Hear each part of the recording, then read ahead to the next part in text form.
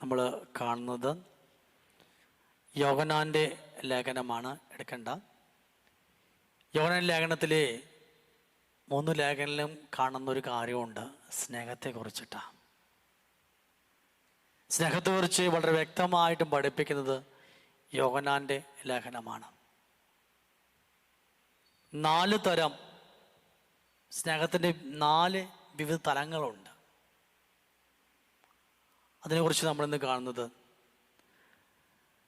ഗ്രീക്കിലെ ആ സ്നേഹത്തെക്കുറിച്ച് സൂചിപ്പിക്കാനായിട്ട് ഈ 4 പദങ്ങൾ നമ്മൾ ഉപയോഗിക്കുന്നുണ്ട്. ഒന്നാമത്തെ പദമാണ് ഇറോസ്. ഇറോസ് ഇറോസ് എന്ന ഗ്രീക്ക് പദത്തിൻ്റെ അർത്ഥം അതിനെ ഭാര്യയും ഭർത്താവും തമ്മിലുള്ള ലൈംഗികമായിട്ടുള്ള സ്നേഹത്തെ സൂചിപ്പിക്കുന്ന പദമാണ് ഇറോസ്.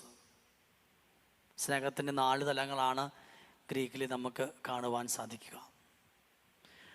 അപ്പോൾ അവിടെ നമുക്ക് കാണുന്നത് ലൈംഗിക സ്നേഹത്തിൻ്റെ പ്രതിപാദനത്തെക്കുറിച്ച് പ്രതിപാദിക്കുകയാണ് ഈ സ്നേഹത്തെക്കുറിച്ചിട്ട് ഗ്രീക്കിലെ. രണ്ടാമത്തെ പദമാണ് സ്തോർഗെ.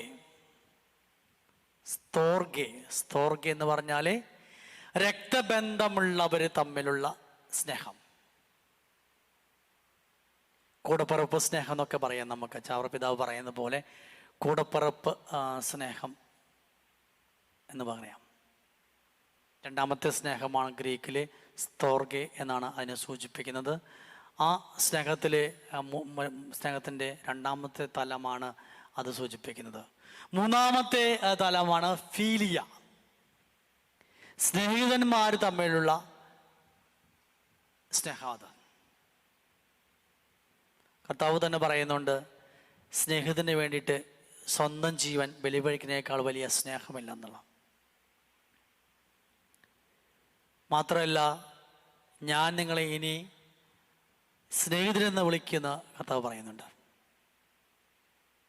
അപ്പോൾ സ്നേഹത്തിൻ്റെ മൂന്നാമത്തെ സ്ഥലമാണ് ഫീലിയ.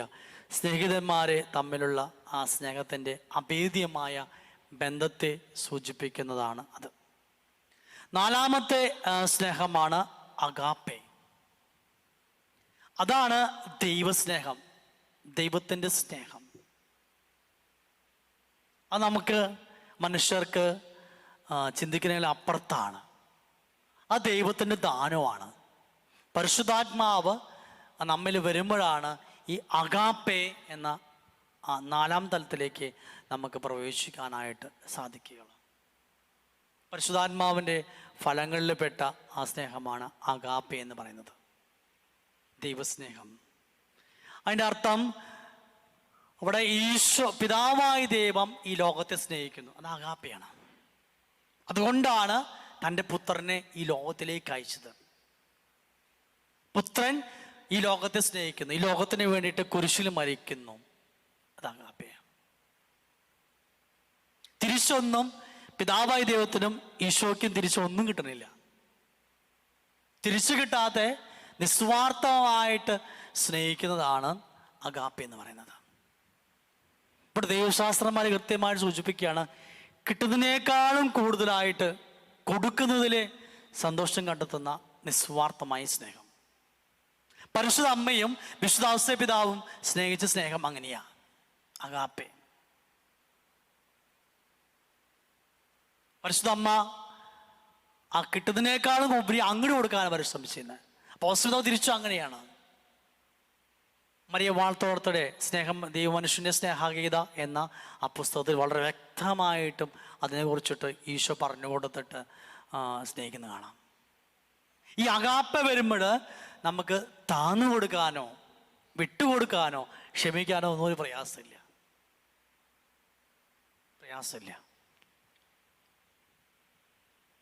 അവിടെ 1 കൊരിന്തോസ് 13 1 മുതൽ 13 വരെ വാക്യത്തിൽ പറയുന്ന പോലെ സ്നേഹം സർവ്വർക്കും ഇഷ്ടമാണ്. അത് മുഴുവനും ഈ അഗാപ്പയെ കുറിച്ച് സൂചിപ്പിക്കുന്ന സ്നേഹമാണ്.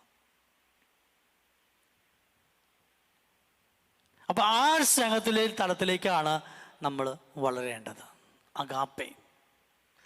ആ ദൈവസ്നേഹം നമ്മിൽ കത്തിജ്വലിക്കണമെങ്കിൽ അത് പരിശുദ്ധാത്മാവിൻ്റെ ഫലമാണ്. പരിശുദ്ധാത്മാവിൻ്റെ അഭിഷേകം ഉണ്ടെങ്കിലാണ് ആ അങ്ങനെ വളരാനായിട്ട് നമുക്ക് സാധിക്കുമ്പോൾ, ദൈവസഹജമായി ഈ സ്നേഹം പ്രാവർത്തികമാകാൻ മനുഷ്യന് സ്വയം പറ്റില്ല. മനുഷ്യനെ ഞാൻ വിചാരിച്ചു എനിക്ക് പറ്റില്ല. പക്ഷേ ദൈവസ്നേഹത്താൽ പ്രചോദിതമായ ആത്മാവിൻ്റെ അഭിഷേകം മനുഷ്യർക്ക് ചൊരിയപ്പെടുമ്പോഴാണ് ഈ സ്നേഹത്തിൻ്റെ പൂർണ്ണത അനുഭവിക്കാനായിട്ട് നമുക്ക് സാധിക്കുക. അപ്പോൾ 1 യോഹന്നാൻ്റെ ലേഖനത്തിൽ സ്നേഹത്തെക്കുറിച്ച് പറയുമ്പോൾ ഈ സ്നേഹത്തിൻ്റെ 4 തലങ്ങൾ ഗ്രീക്കിൽ നമുക്ക് ഉണ്ട്. അത് നമുക്ക് മനസ്സിലാക്കണം. പക്ഷെ മലയാളത്തിൽ പറയുമ്പോൾ ഒക്കെ ഒരു ഒറ്റ സ്നേഹം മാത്രം, സ്നേഹം എന്ന് പറഞ്ഞാൽ ഒറ്റ കാര്യം മാത്രം. പക്ഷേ ഗ്രീക്കിൽ വരുമ്പോൾ ഈ സ്നേഹത്തിൻ്റെ 4 തലങ്ങൾ വളരെ വ്യക്തമായിട്ടും പ്രതിപാദിക്കുന്നുണ്ട്. ഒന്ന് ഇറോസ്, രണ്ടാമത്തെ സ്തോർഗെ, മൂന്നാമത്തെ ഫീലിയ, നാലാമത്തെ അഗാപ്പെ. അഗാപ്പയായിട്ട് ഈ പരിശുദ്ധ കുർബാന സ്ഥാപിക്കുമ്പോൾ ഈശോ ഒരു കുർബാനയിലും എഴുന്നള്ളി വരുന്നത് അഗാപ്പയായിട്ടാണ്, നമ്മളുടെ സ്നേഹത്തെ പ്രതിയാണ്. ഈശോക്കൊന്നും തിരിച്ചു കിട്ടണില്ല. നമ്മുടെ സ്നേഹത്തെ പ്രതി നമ്മുടെ ഹൃദയത്തിൽ വന്ന് വസിക്കുവാനായിട്ട്, നമ്മുടെ ശരീരത്തിൻ്റെ ഭാഗമായി തീരുവാനായിട്ട് ഈശോ ആഗ്രഹിക്കുന്നത് കൊണ്ടാണ് അത് ഈ പരിശുദ്ധ കുർബാന അഗാപ്പയുടെ ഭാഗമാണ്. ഈശോയുടെ സ്നേഹത്തിൻ്റെ ഒരു പ്രതിരൂപമാണ്. അതിനായിട്ട് നമുക്ക് പ്രത്യേകമായി പ്രാർത്ഥിക്കുകയും പ്രവർത്തിക്കുകയും ചെയ്യാം. ദൈവം നിങ്ങളെ സമൃദ്ധമായിട്ടും ആസ്വദിച്ച് അനുഗ്രഹിക്കട്ടെ. പിതാവിൻ്റെയും പുത്രൻ്റെയും പരിശുദ്ധാത്മാവിൻ്റെയും നാമത്തിൽ.